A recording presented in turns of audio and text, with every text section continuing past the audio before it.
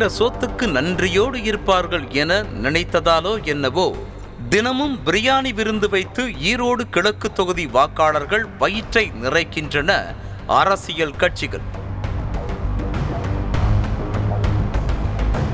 ஈரோடு கிழக்கு தொகுதி இடைத்தேர்தல் களத்தில் தினமும் பணமும் பரிசும் எப்படி புழங்கி வருகிறதோ அதே மாதிரி தான் பிரியாணியும் மாறிவிட்டது.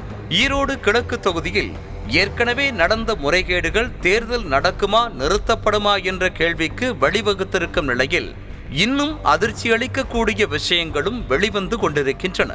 அந்த வகையில் எல்லாப்பாளையம் பகுதியில் காதணி விழா என பேனர் வைக்கப்பட்டிருந்த நிலையில் அந்த இடத்தில் மண்டபம் எதுவும் இல்லாததால் சந்தேகமடைந்த செய்தியாளர் ஜெபர்சன் உள்ளே சென்று பார்த்தபோது தென்னந்தோப்புக்குள் நிறைய டென்ட் போடப்பட்டிருந்தது.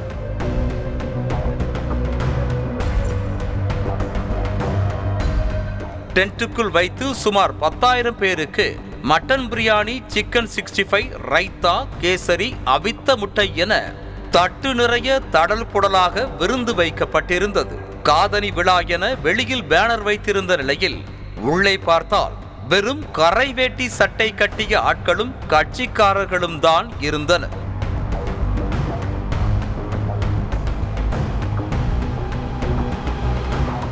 சாப்பாடு முடிய முடிய அண்டாவில் இன்னும் சுட சுட பிரியாணி தயாராகிக் கொண்டே இருந்தது. வாக்காளர்களுக்கு அன்லிமிட்டடாக சாப்பாடு போட்டதோடு பார்சலும் கட்டி கொடுக்கப்பட்டது.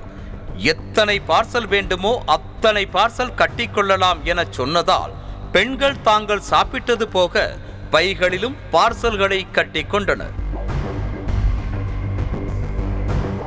பிரியாணியை சாப்பிட்டுவிட்டு பார்சலும் கட்டிக்கொண்டு வீட்டுக்கு புறப்பட்ட 2 பெண்களை வழிமறித்து செய்தியாளர் ஜெபர்சன் பேச்சு கொடுக்க யார் கூட்டிட்டு வந்தது என உண்மையை உளறியதோடு சாப்பாடும் பிரமாதமாக இருந்ததாக கூறிவிட்டு சென்றனர்.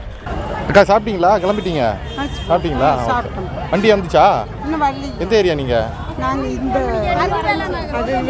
டோக்கன் எதனா கொடுத்துருக்காங்களா? இல்லை அப்புறம் அங்கே வந்து வீட்டில் வந்து கொடுப்பாங்க. அப்போ எடுத்துகிட்டு போகிறீங்களா சாப்பாடு? எப்படி இருந்துச்சு சாப்பாடு? சரி சரி.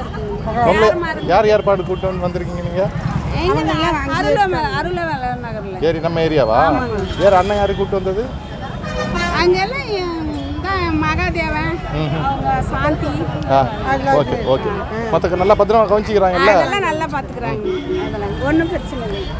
அவங்களாம் இப்போ தான் நாங்கள் மினி ஆட்டோவில் தான் வந்தோம். சரி, எத்தனை பேர் வந்தீங்க? எவ்வளோ பேருன்னு இல்லை, அப்பப்போ வரவங்கள கூட்டிகிட்டே வந்துருந்தாங்க அந்த ஏரியாவில். இதே போல வெளியில் நின்றிருந்த ஐஸ் கடைக்காரரிடமும் செய்தியாளர் பேச்சு கொடுக்க இது மாதிரி தொகுதி மக்கள் 1,00,000 பேருக்கு 3 இடங்களில் பிரியாணி விருந்து வைக்கப்படுவதாக கூறி அதிர வைத்தார். என்னன்னா பிரச்சனை? நான் வேற சோறு சாப்பிட்டு வந்துட்டேன், ஒன்றும் பிரச்சனை இல்லையா? இளங்கோ 1,00,000 பேருக்கு பிரியாணி ஆக்கி போடுறாரு 3 இடத்துலயா? ஆமாம், தொகுதி மக்களுக்குலாம்.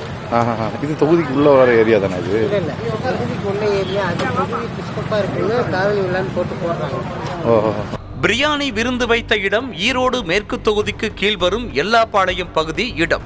தொகுதிக்கு உட்பட்ட இடத்தில் வாக்காளர்களுக்கு பிரியாணி விருந்து வைத்தால் தெரிந்துவிடும் என வாக்காளர்களை வேன், பேருந்து, டெம்போவில் ஏற்றிக்கொண்டு வந்து சாப்பாடு போட்டுவிட்டு மீண்டும் அதே வாகனங்களில் அனுப்பி வைக்கப்படுவதும் கண்டுபிடிக்கப்பட்டுள்ளது.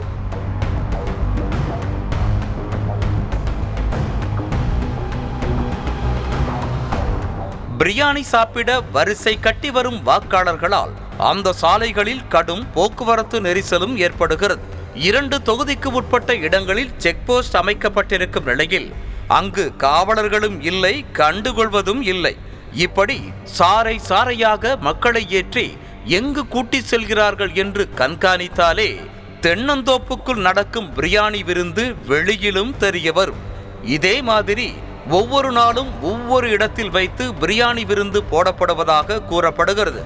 சோறு போட்ட இடமே சொர்க்கம் என்பதைப் போல ஈரோடு கிழக்கு தொகுதி வாக்காளர்களை வேலைக்கு செல்ல விடாமல் தினமும் சோறு போட்டு சோம்பேறிகளாக்கி ஓட்டு கேட்டு வருகின்றனர்.